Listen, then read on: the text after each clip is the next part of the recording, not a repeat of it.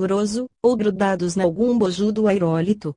Conhecemos sonhadores que pretendem hajam uns seres aflorado à superfície do orbe terrestre pela fecundação de eflúvios planetários estelares. Isso, porém, é romantismo.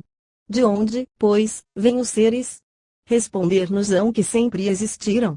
Essa maneira de esquivar-se à dificuldade teria contra-se agravante da falsidade, de vez que as camadas geológicas nos apresentam, em fases regressivas, as épocas em que surgiram diferentes espécies.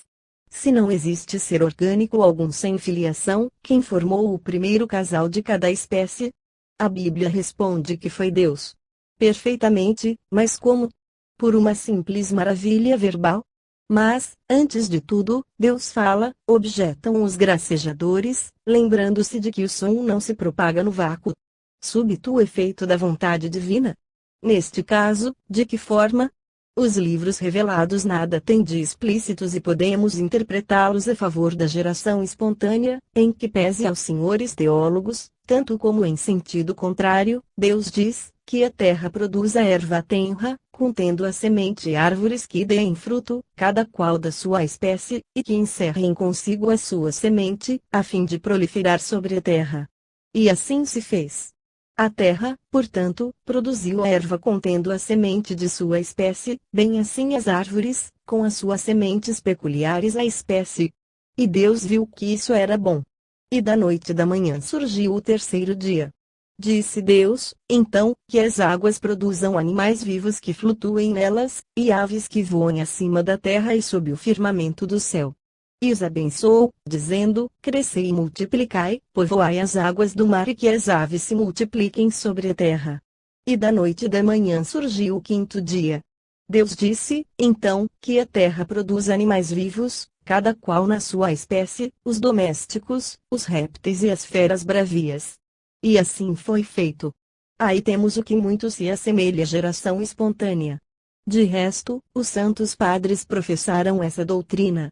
A de Humboldt achou muito curioso que Santo Agostinho, encarando o povoamento das ilhas, após o dilúvio, não se mostrasse muito longe de recorrer à hipótese de uma geração espontânea, generatio equivoca spontanea artisti primaria. Se os anjos ou os caçadores do continente, diz esse pai da igreja, não transportaram animais a essas ilhas afastadas, é força admitir que o solo os tenha engendrado, mas, neste caso, pergunta-se, por que encerrar na arca animais de toda a espécie? 2 séculos antes do bispo de Hipona, vamos encontrar no compêndio de Trogue e Pompeia, já estabelecida a propósito da dissecação primitiva do mundo antigo, do Planalto Asiático, analogia com a geração espontânea ou, seja, uma conicidade semelhante à que se depara na teoria de Linneu, acerca do paraíso terreal, com as investigações do século XVIII sobre Atlântida fabulosa. Quanto ao mais, em que pese a ignidade dos seus discursos, estes mirabiaus da tribuna positivista encontram-se, fundamentalmente, em ignorância e indecisão absolutas, no que concerne à origem da vida.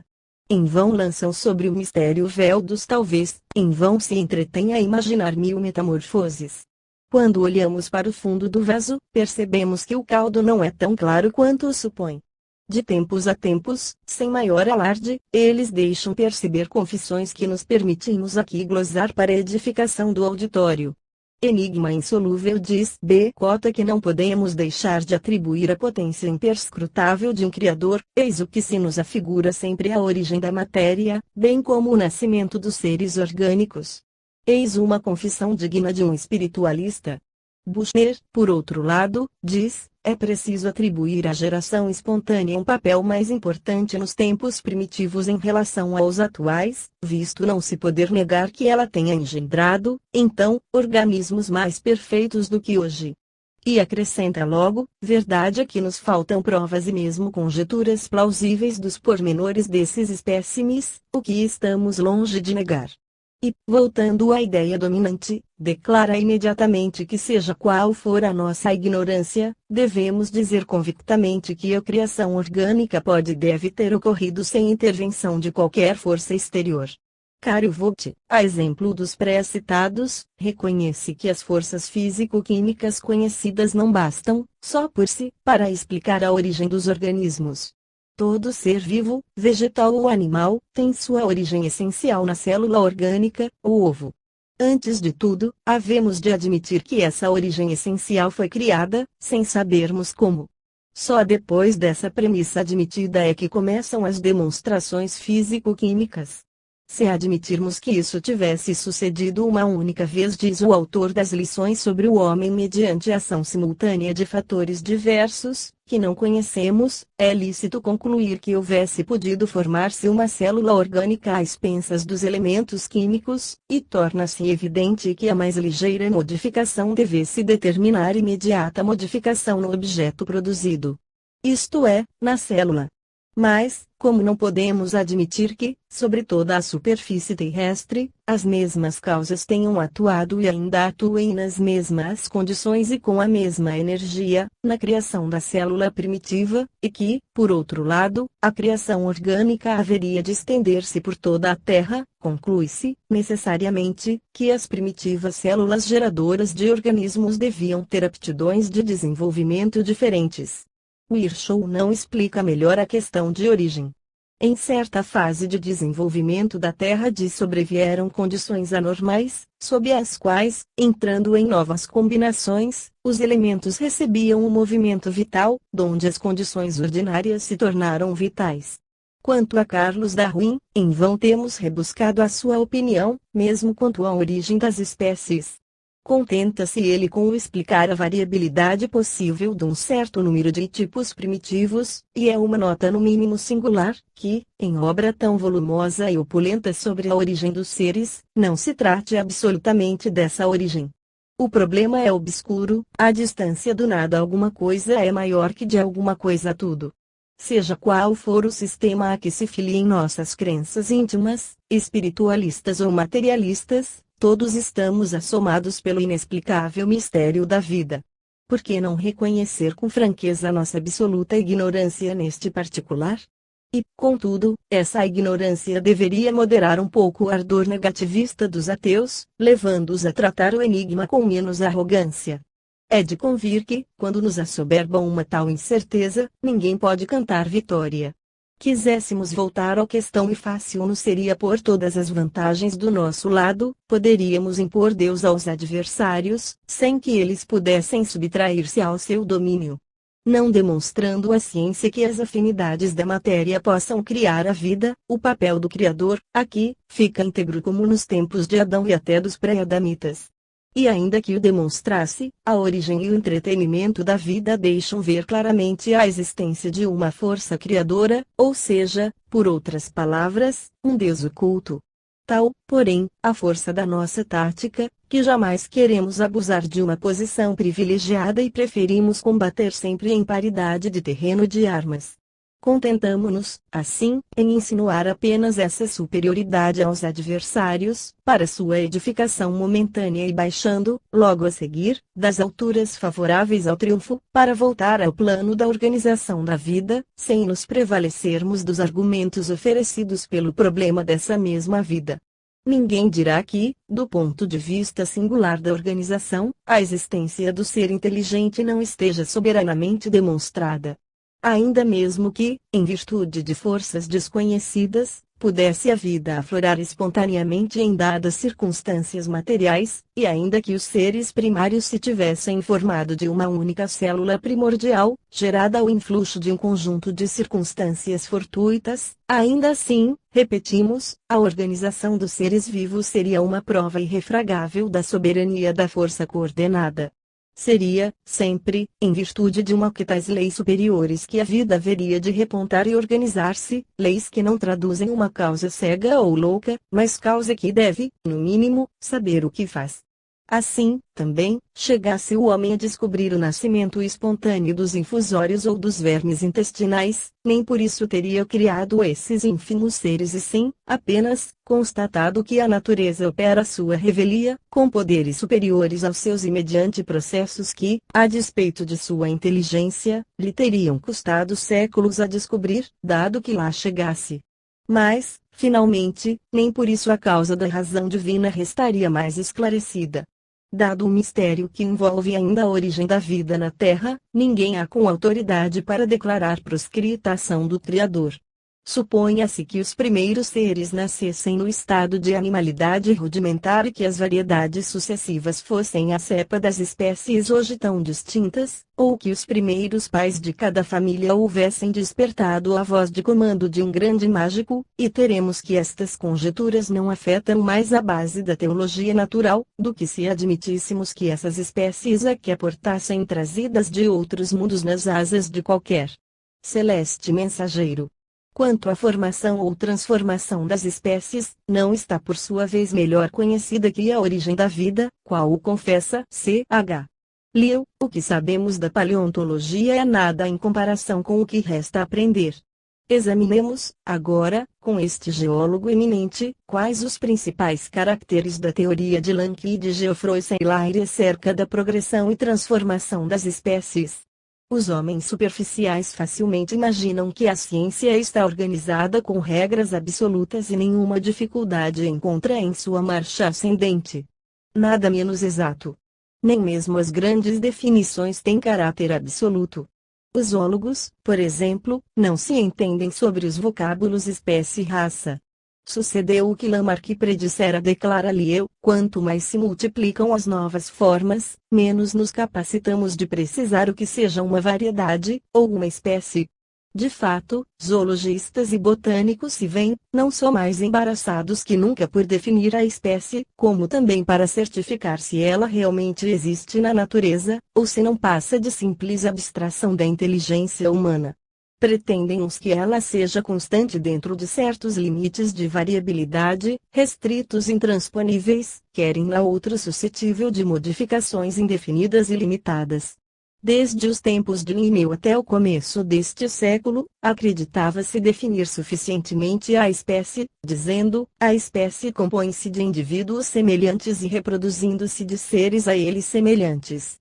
Lamarck, tendo reconhecido uma grande quantidade de espécies fósseis, das quais umas eram idênticas a espécies vivas, enquanto que outras não passavam de variedades, aditou o fator tempo à definição de espécie, assim formulando: compõe-se a espécie de indivíduos inteiramente semelhantes entre si e reproduzindo-se por seres semelhantes, desde que as condições de vida não experimentem alterações capazes de lhes variar os hábitos, caracteres e formas.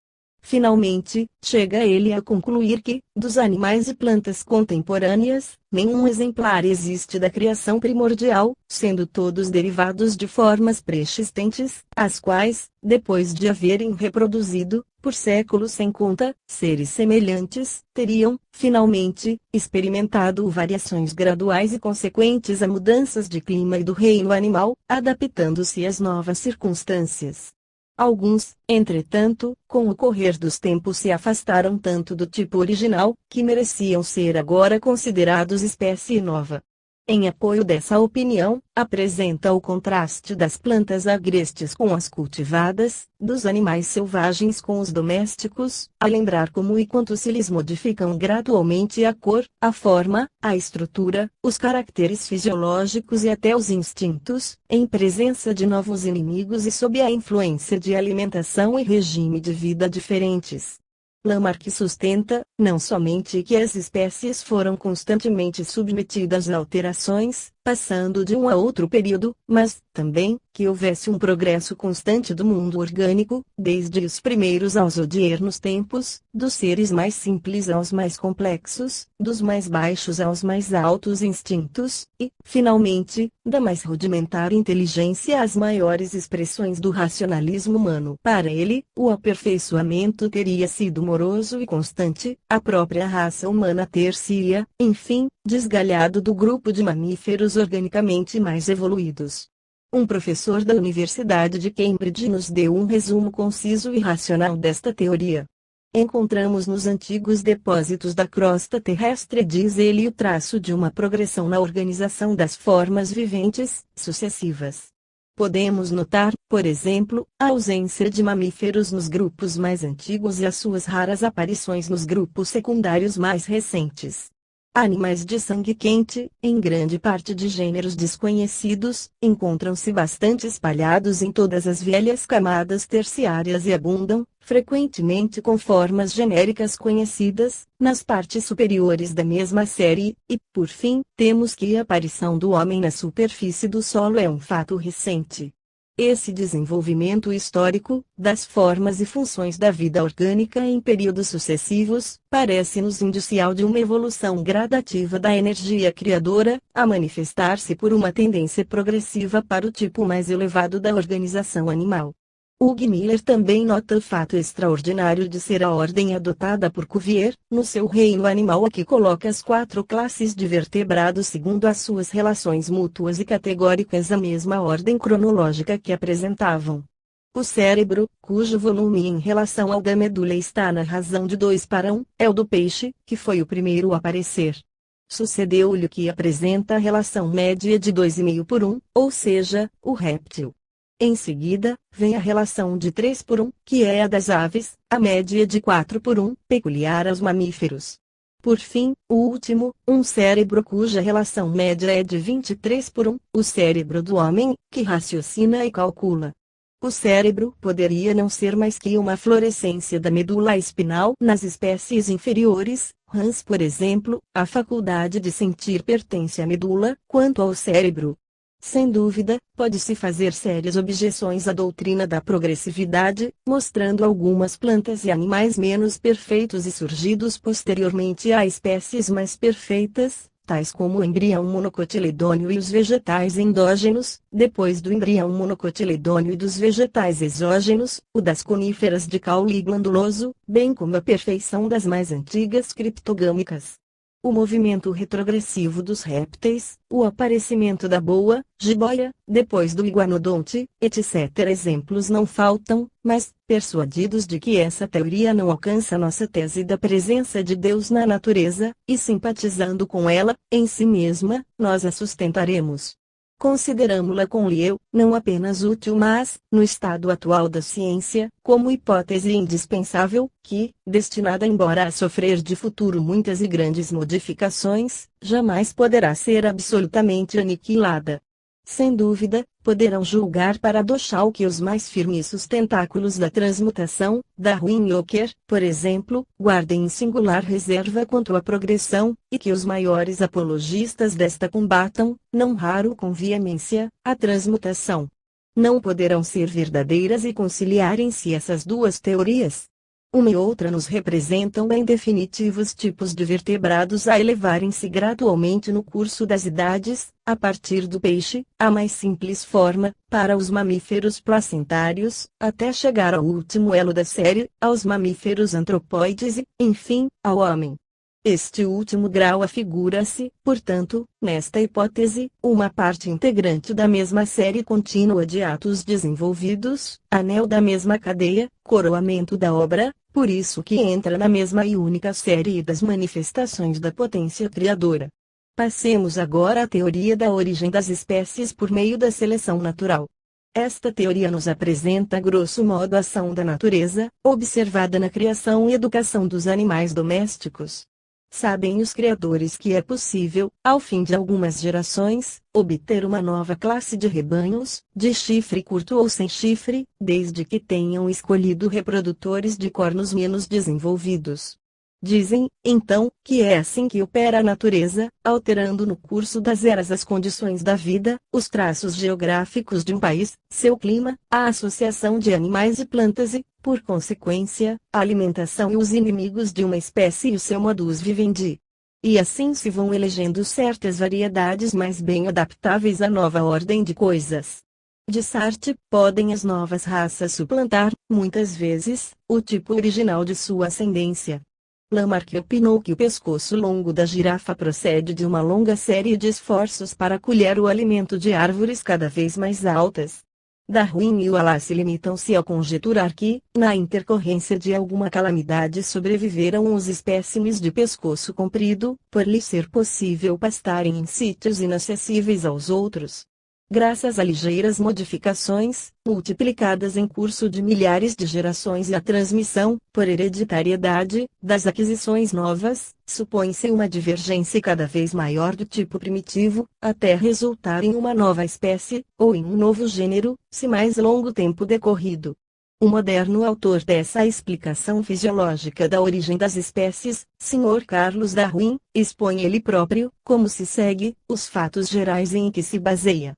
Na domesticidade, constata-se uma grande variabilidade, que parece devida ao fato de ser o sistema reprodutor muitíssimo sensível às mudanças de condições de vida, deixando de reproduzir exatamente a forma matriz.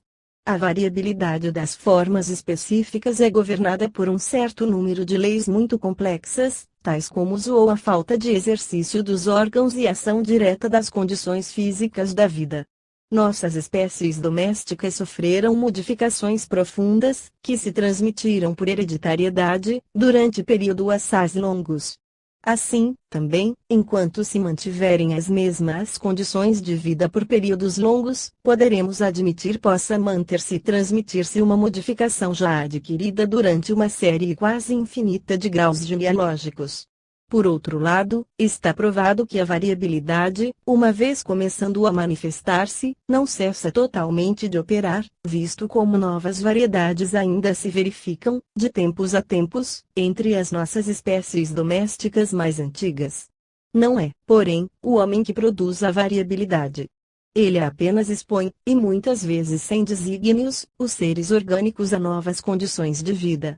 Então, a natureza, agindo sobre o organismo, produz variações. Podemos escolher, então, essas variedades e as acumular na direção que nos prover. Assim, adaptamos animais ou plantas às nossas conveniências e até aos nossos caprichos. Tal resultado pode ser obtido sistematicamente e mesmo sem objetivo preconcebido qualquer, bastando que, sem propósito de alterar a raça, se conservem de preferência os indivíduos que, num dado tempo, lhes são os mais úteis. Certo é que se podem transformar os caracteres de uma espécie escolhendo-se de cada geração sucessiva as diferenças individuais, e esse processo seletivo foi o agente principal de produção das raças domésticas, mais distintas e mais úteis. Os princípios que atuaram com tanta eficácia, no estado de domesticidade, podem, igualmente, operar no estado de natureza. A conservação das raças e dos indivíduos favorecidos na luta perpetuamente renovada com o meio ambiente, é fator poderosíssimo, e sempre ativo, de seleção natural. A concorrência vital é uma consequência necessária da multiplicação, em razão geométrica mais ou menos elevada, de todos os seres organizados. A rapidez dessa progressão está provada não só pelo cálculo, como pela pronta multiplicação de muitos animais e plantas durante uma série de estações particulares, ou quando se aclimatavam em novas regiões. O número dos indivíduos que nascem excede sempre o dos que podem viver. Um grão na balança pode determinar a variedade que deve crescer e a que haja de diminuir. Como os indivíduos da mesma espécie são os que mais concorrem entre si, em todos os sentidos, a luta torna-se para eles, em regra, mais severa. Ela o é quase tanto entre as variedades da mesma espécie, e grave, ainda, entre as espécies do mesmo gênero. Mas a luta também pode existir, muitas vezes, entre seres muito afastados na escala da natureza. A mais leve vantagem adquirida por um indivíduo, em qualquer idade ou estação, sobre o seu concorrente, ou uma melhor adaptação ao meio físico ambiente, o mais insignificante aperfeiçoamento, enfim, fará pender a concha da balança. Vantagens aparentemente medíocres podem acarretar essa variação crescente. Entre animais de sexos distintos, diz o naturalista, haverá guerra, as mais das vezes entre machos, para a posse da fêmea. Os indivíduos mais vigorosos e os que lutaram com melhor êxito contra as condições físicas ambientes, hão de deixar uma progenitura mais numerosa. Mas, o seu êxito também dependerá, muitas vezes, dos meios de defesa de que disponham, ou de sua mesma beleza e, ainda neste caso, a mínima vantagem lhes granjeará a vitória. Uma vez admitida a variabilidade, bem como a existência de um poderoso agente sempre pronto a funcionar, chegaremos a concluir, facilmente, que variações algo úteis ao indivíduo em suas relações vitais possam ser conservadas, transmitidas e acumuladas. Se o homem pode, com paciência, escolher as variações que lhe sejam mais úteis, por que deixaria a natureza de escolher as variações proveitosas aos seus produtos sujeitos a condições mutáveis de existência? Que limites poderíamos atribuir a esse poder, quando ele opera mediante períodos longos e escruta, rigorosamente, a estrutura, toda a organização e os hábitos de cada criatura, por favorecer o prestável e rejeitar o inútil? Parece não haver limite algum a esse poder, cujo efeito é a adaptação lenta e admirável de toda a forma às mais complexas relações da vida. Cada espécie, dada a progressão geométrica de reprodução que lhe é peculiar, tende a aumentar desordenadamente, multiplicando-se os descendentes modificados de cada espécie, tanto mais quanto se diversificam, nos hábitos e na estrutura. A lei de seleção natural apresenta, por sua vez, uma tendência constante para conservar os descendentes mais divergentes, de qualquer espécie. Daí se segue que, durante o curso perseverante de sucessivas modificações, as mais leves diferenças características das variedades de uma espécie tendem a aumentar e atingir as grandes diferenças que caracterizam espécies do mesmo gênero. Variedades novas e mais perfeitas suplantarão e exterminarão inevitavelmente as mais antigas, as menos perfeitas intermediárias, e, daí, tornarem-se as espécies mais bem determinadas e mais distintas. Pode-se objetar que ao presente ninguém percebe tais mudanças.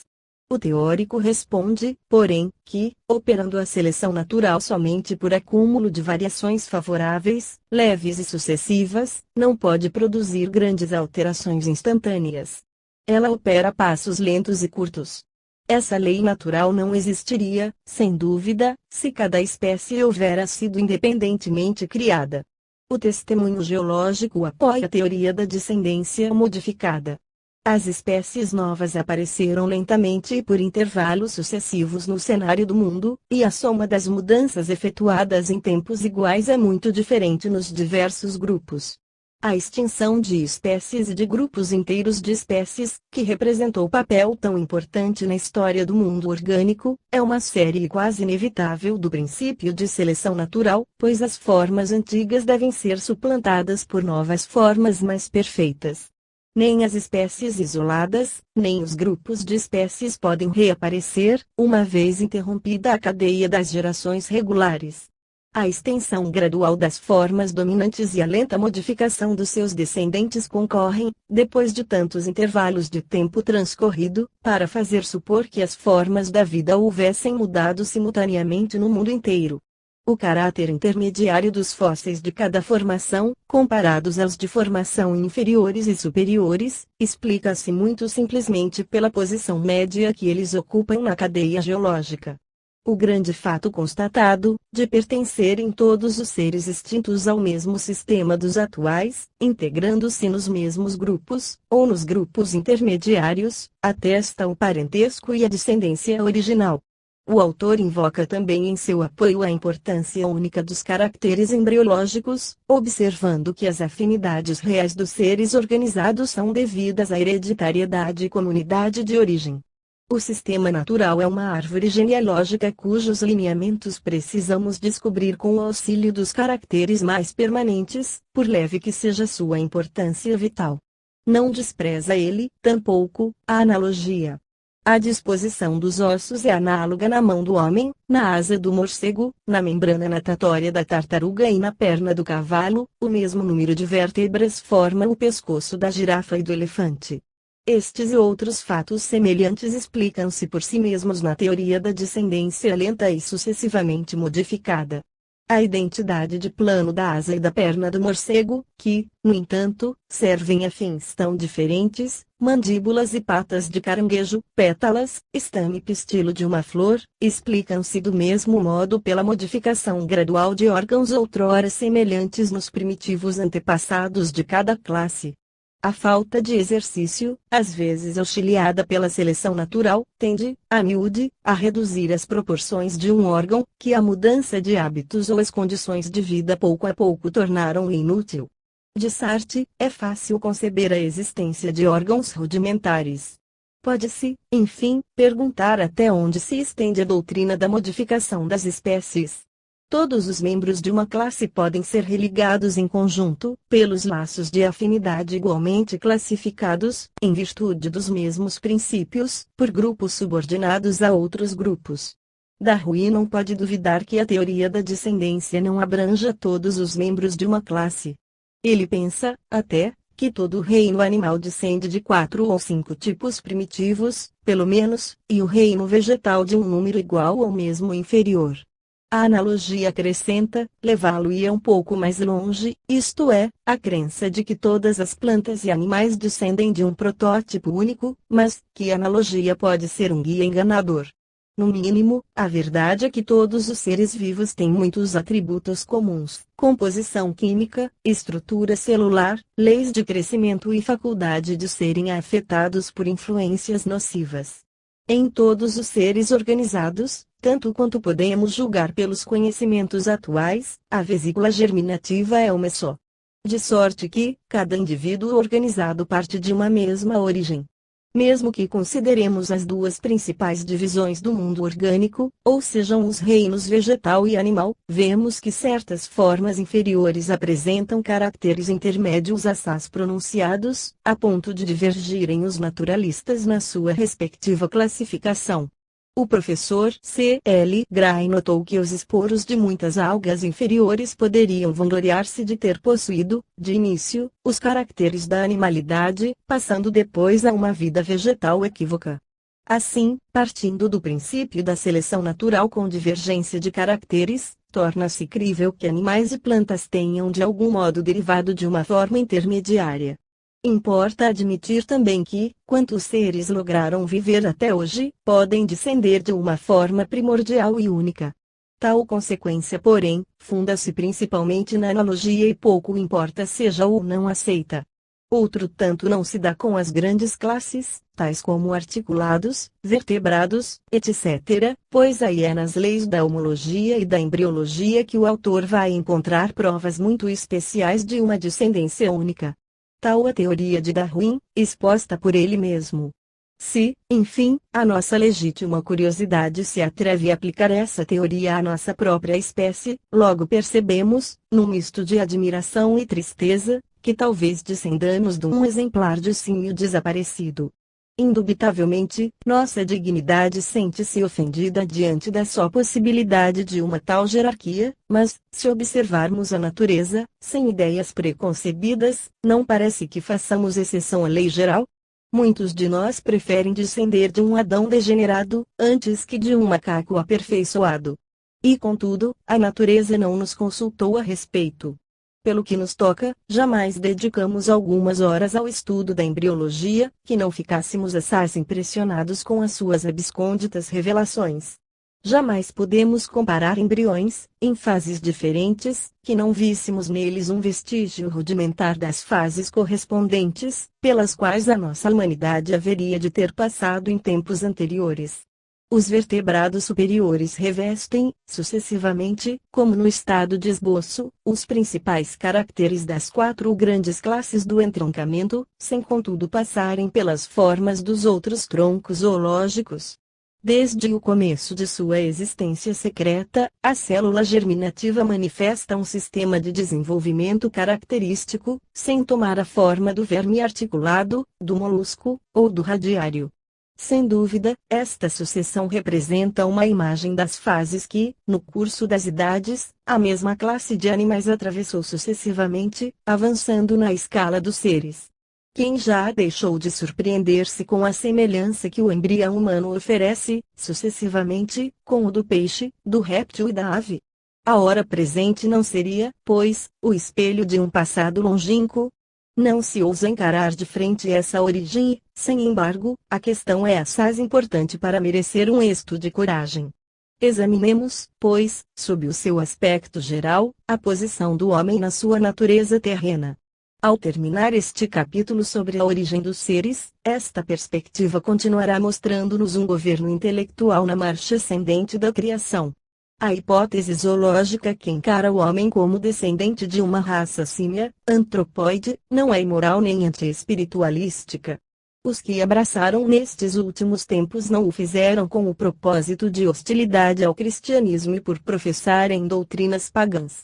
Muito ao contrário, fizeram-no a despeito de grandes prevenções, favoráveis à superioridade dos nossos primitivos ancestrais, de quem deveriam considerar-se descendentes abastardados. De resto, não compreendemos como sábios dignos desse nome possam afagar o prazer pueril de fazer fosquinhas ao cristianismo. Pensamos que a ciência deve ventilar os seus problemas sem se ocupar, de modo algum, com artigos de fé. Declaremos, antes de tudo, que a primeira característica do homem é a sua inteligência. Portanto, o seu lugar filosófico não se enquadra nas classificações da história natural. Por sua perfectibilidade, que se poderá atribuir à linguagem, pela inteligência racional, por suas faculdades espirituais, em suma, o homem domina toda a natureza terrestre. Seu espírito não incide nos domínios do escalpelo. Seu valor não se afere pelo corpo, pelo esqueleto, pelo fígado ou pelos rins, mas pelo seu caráter intelectual. Descenda, pois, de uma ou de outra fonte o nosso corpo, isso em nada nos afeta a alma. O mundo da inteligência não é o mundo da matéria. Não somos menores por isso, nem menos puros. Somente por estreiteza de espírito é que intermitimos na filosofia psicológica imaginários temores, suscitados pela ciência zoológica. Se nosso berço terrestre fosse a manjedoura de rústico estábulo, qual o de Jesus, nem por isso nossa vida e nossa missão seriam menos santas e altanadas. A superioridade está em nossas faculdades intelectuais. O corpo humano, diz o naturalista inglês Wallace, estava nu e desprotegido e foi o espírito que o provisionou de vestes, para preservá-lo das intempéries. O homem não teria podido competir em agilidade com o gamo, em força com o touro selvagem, e foi o espírito que lhe deu armas para domar e utilizar esses animais.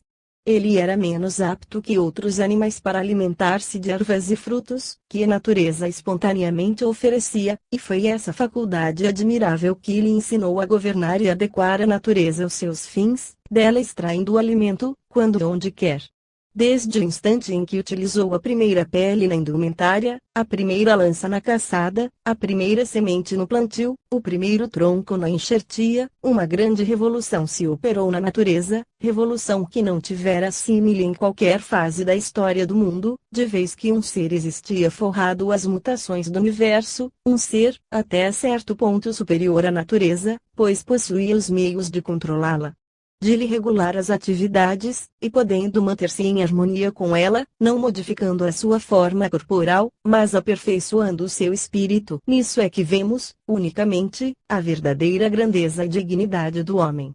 O lugar anatômico do homem ocupa graus superiores ao em que se assenta um chimpanzé. A diferença entre os cérebros do negro e do primata não é maior que a que separa o chimpanzé do sajui, sobretudo, dos lemurianos. Depois do chimpanzé, trogloditas, vem, na ordem decrescente, o orango, pitecos, o gibon, e lobatos, o seminopíteco, o bugio, etc. Tal como escreveu Geoffroy Saint-Hilaire em polêmica célebre com Cuvier, o homem é a primeira família da ordem dos primatas, estabelecida por Linneu no século passado. Aqui, cabe dizer que falamos do ponto de vista anatômico, unicamente. Qualquer outro raciocínio invalida as classificações precedentes.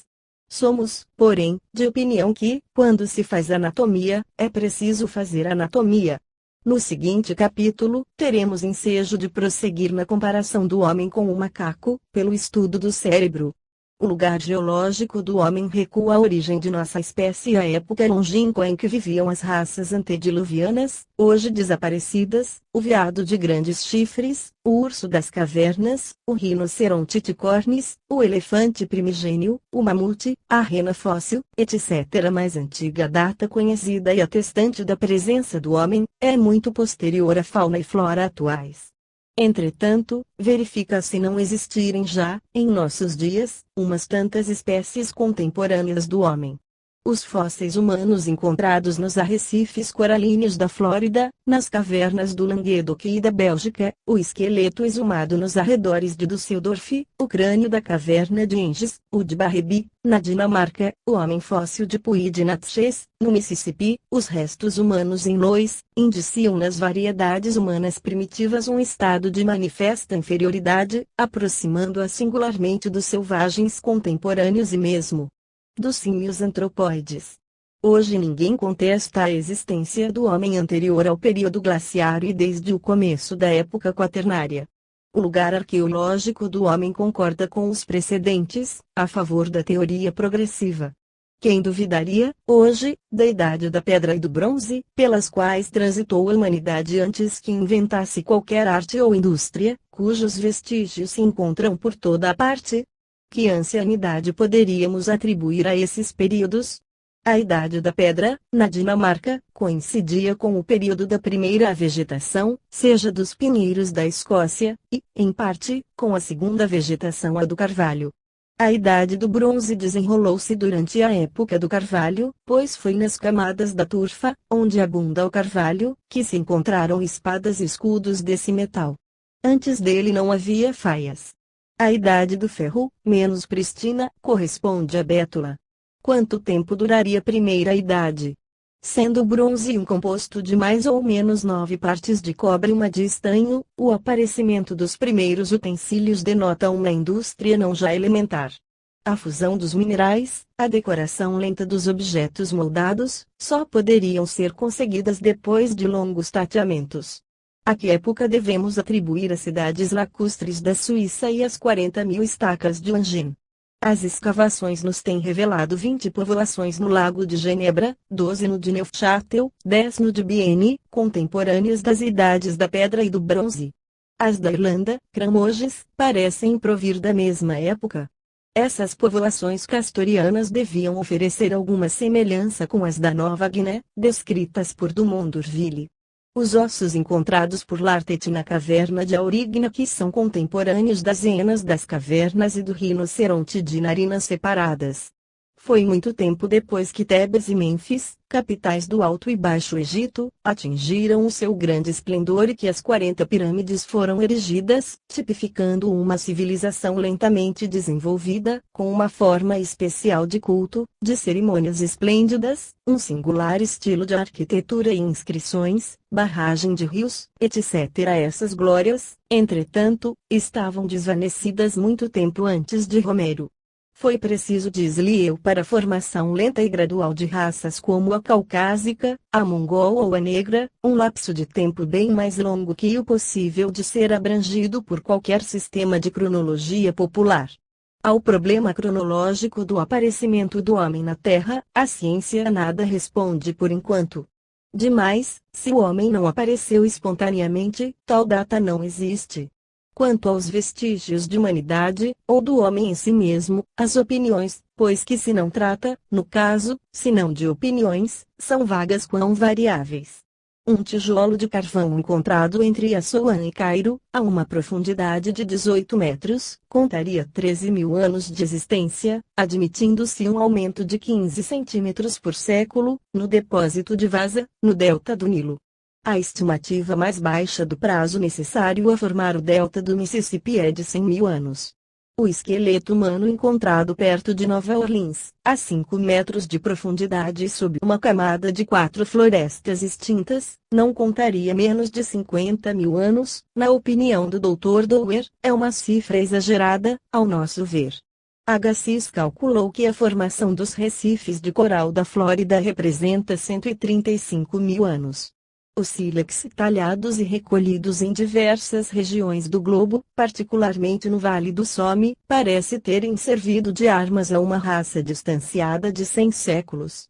A arqueologia concorda com os historiadores e poetas da antiguidade, quais Heródoto, Diodoro, Escilo Vitrúvio, Xenófontes, Plínio, no concernente ao primitivismo bárbaro da raça humana e a sua predileção pelas cavernas.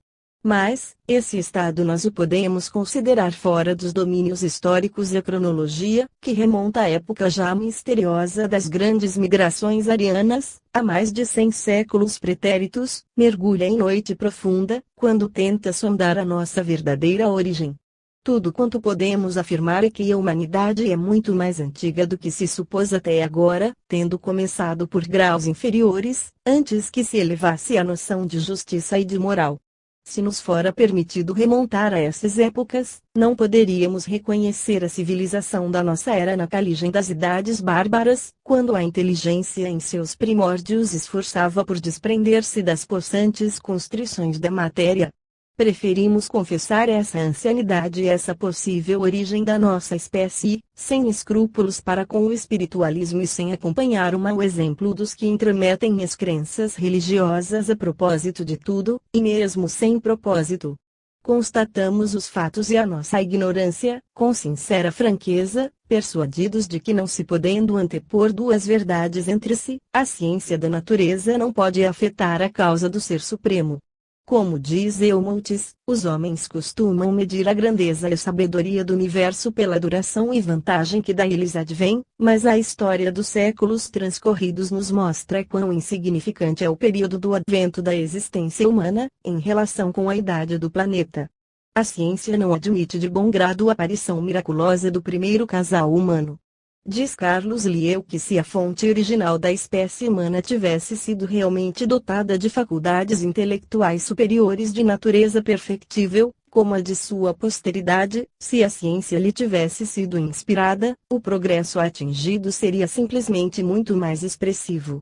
No curso dos evos teria havido tempo de realizar conquistas inimagináveis e os mais diferentes caracteres teriam sido impressos nos utensílios que ora procuramos interpretar. Nos areais de Senhacheu, como na porção de leito do Mediterrâneo aflorada nas costas da Sardenha, ao invés da mais grosseira cerâmica e do sílex de feitura tão defeituosa e incompleta, que mal indiciam ao observador bisonho um esforço manual voluntário, encontraríamos esculturas superiores às obras-primas de Fídias e Praxiteles, caminhos de ferro e telégrafos nos quais os nossos engenheiros colheriam inestimáveis apontamentos. Microscópios e telescópios aperfeiçoados como os não conhecemos na Europa e inúmeras provas, outras, de perfeição artística e científica, que o nosso século XIX ainda não logrou testemunhar. Em vão esgotaríamos a imaginação para adivinhar a utilidade de relíquias que tais.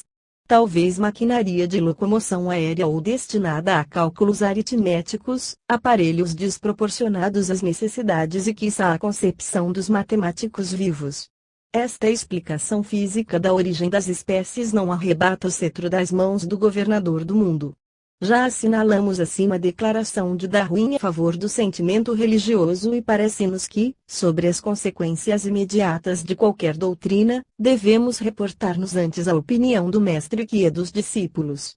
Carlos Lieu emite os mesmos conceitos, citando a seguinte declaração do geólogo Asa Gray, em que este evidencia claramente que a doutrina da variação e da seleção natural não tende a destruir os alicerces da teologia natural e que a hipótese da derivação das espécies em nada contraria qualquer dos sãos princípios da história natural.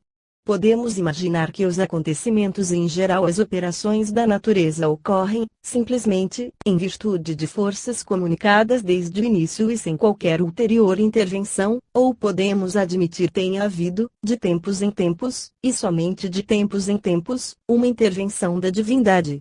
E podemos, enfim, supor ainda que todas as mudanças produzidas resultem da ação metódica e constante, mas infinitamente variada, da causa inteligente e criadora. Os que pretendem, de um modo absoluto, que a origem de um indivíduo, tanto quanto a de uma espécie ou de um gênero, não se possa explicar senão por ato direto de uma causa criadora, podem, sem renunciar à teoria favorita, admitir a teoria da transmutação, que lhe não é incompatível. O conjunto e sucessão dos fenômenos naturais podem não ser mais do que a aplicação material de um plano preconcebido, e se essa sucessão de fatos pode explicar-se pela transmutação, a perpétua adaptação do mundo orgânico a condições novas deixa, mais valioso que nunca, o argumento de um plano e, conseguintemente, de um arquiteto. Parece-nos, com efeito, que o teimo nada de maior tem a ganhar com esta hipótese do que com qualquer outra teoria natural. Quanto à pecha de materialismo imputada a todas as modalidades da teoria transformista, já vimos mais acima que a teoria da gravitação e grande número de outras descobertas foram averbadas de subversivas da religião. Mas, onde iríamos parar se houvéssemos de ouvir os lamentos de todos os teologistas sobressaltados? Longe de possuir tendência materialista, esta hipótese da intermissão na Terra, em épocas geológicas sucessivas, primeiramente da vida, depois da sensação, do instinto e da inteligência dos mamíferos superiores convizinhos da racionalidade, finalmente, da razão perfectível do próprio homem, parece-nos, ao invés, o desdobramento de um plano grandioso, apresentando-nos o quadro da predominância crescente do espírito sobre a matéria. Temos sido assaz prolixos no encarar as relações do homem com os animais que o precederam, sem embargo da névoa de mistério que ainda as envolve. É que acreditamos, com Pascal, essas comparações sempre têm algum valor. É perigoso, dizia o autor de pensamento, demonstrar ao homem o quanto ele se iguala aos animais, sem lhe mostrar ao mesmo tempo a sua grandeza. Perigoso, também, mostrar-lhe a sua grandeza, sem lhe fazer sentir sua baixeza. Mais perigoso, ainda, é deixá-lo na ignorância de ambas.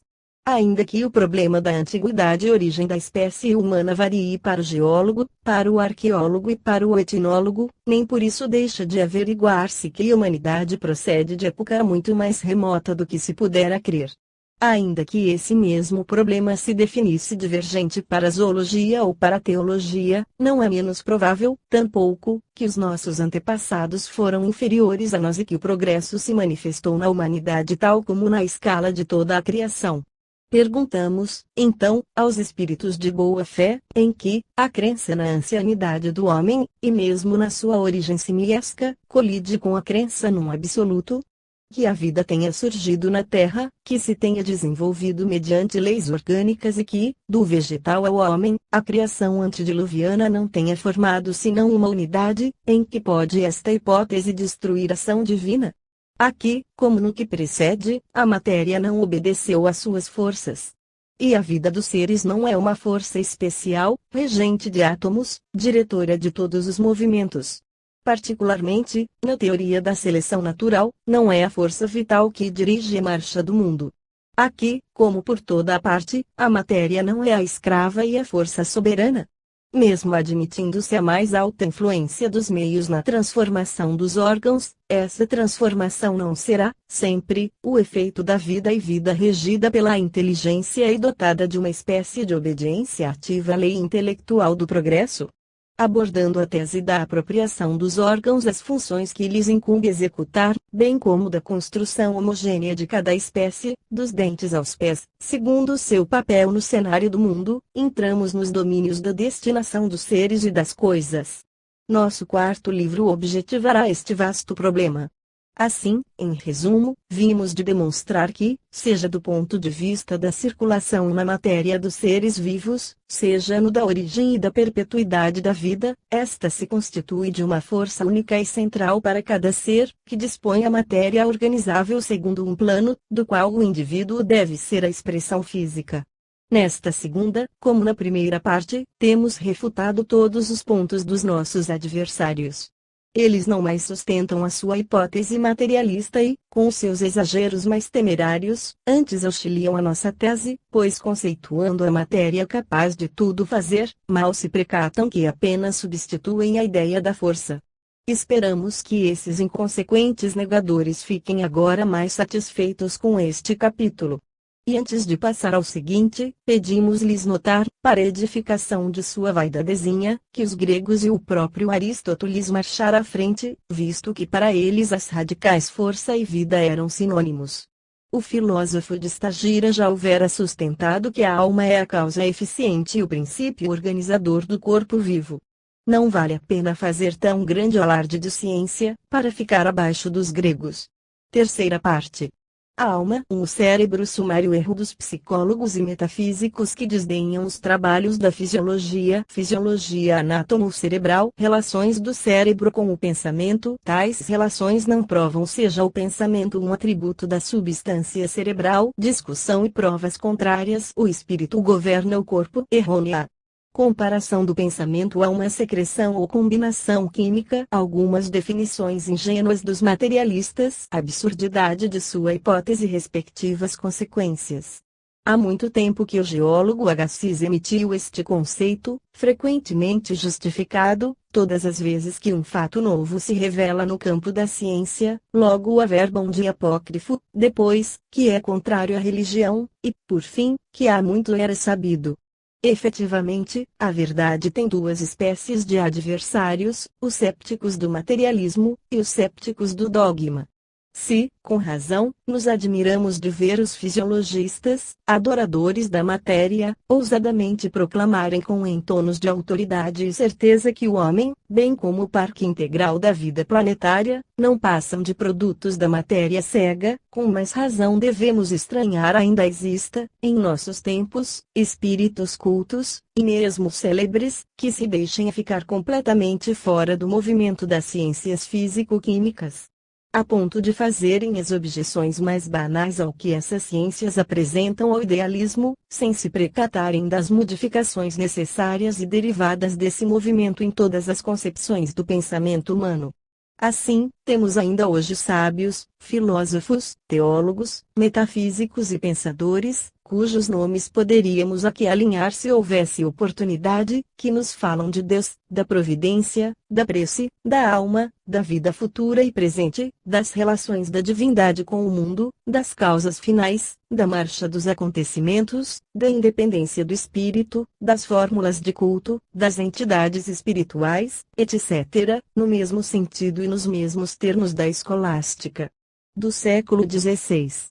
Os pauradores anquilosados desta espécie são ainda mais curiosos e inexplicáveis do que os precedentes.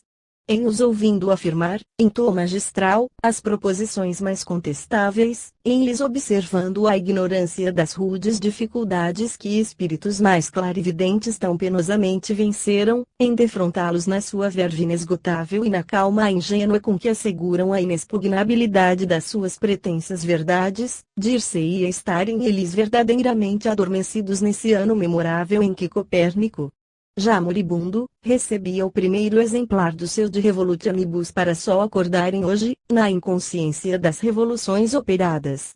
Sendo numerosos, ai de nós, esses espíritos, e porque ainda lhes gravite em torno um número considerável de partidários, é bom dar a todos uma ideia dos fatos que lhes deveriam interessar, mostrando-lhes não ser a eles que incumbe guardar o depósito crescente do tesouro humano, uma vez que persistem adormecidos no seu triste letargo. Todos os que descrevem, minudentes, a natureza e as funções da alma, que explicam perfeitamente em que momento e por qual meio ela se incorpora no ventre materno e a porta por onde se escapa com o derradeiro suspiro, que contam como comparece ela perante Deus e recebe, no outro mundo, o prêmio ou castigo temporário ou eterno de seus atos neste mundo, que evidenciam o processo de comunicação com o Criador, que a estimam completamente independente do organismo e regendo a matéria mediante ideias inatas, que traz consigo ao encarnar, e que pode dominar essa matéria como coisa estranha, perseguindo o corpo com o recusar-lhe em jejuns, macerações e abstinências, a satisfação das próprias necessidades, que expõe minuciosamente a história da alma, puro espírito baixado à terra como a um vale de provações, numa palavra, enfim, todos quantos, em qualquer religião, em qualquer escola, em qualquer país gastam a sua eloquência e o seu tempo a propor soluções que nada resolvem e símbolos que nada significam, esses, repito, devem ser convidados a meditar as observações de ano em ano carreadas pelo progresso das ciências positivas. E, como essas observações constituem precisamente a base das conclusões materialistas, temos o duplo dever de as expor preliminarmente, a fim de julgar depois se as conclusões foram legitimamente concluídas. Em regra, os homens que encaram com desdém e displicência quaisquer questões são os que pretendem opinar com maior segurança, e isto simplesmente porque não as tendo aprofundado, são incapazes de avaliar as dificuldades que elas apresentam aos pesquisadores. Ainda hoje, temos metafísicos que cerram os olhos para melhor se verem a si mesmos, e sem noção alguma de método experimental. Esses, pois, que vêm repetindo há 50 anos, sem se precatarem das dificuldades da proposição, que a alma é um ser encarnado no corpo e independente desse corpo, terão muito o que meditar na sequência dos fatos que vamos desenvolver. Seja qual for a opinião a respeito da natureza do espírito, não há duvidar de que o cérebro não seja o órgão das faculdades intelectuais. Examinemos-lhe a estrutura. Esta, diz Karl Vogt, é extremamente complicada.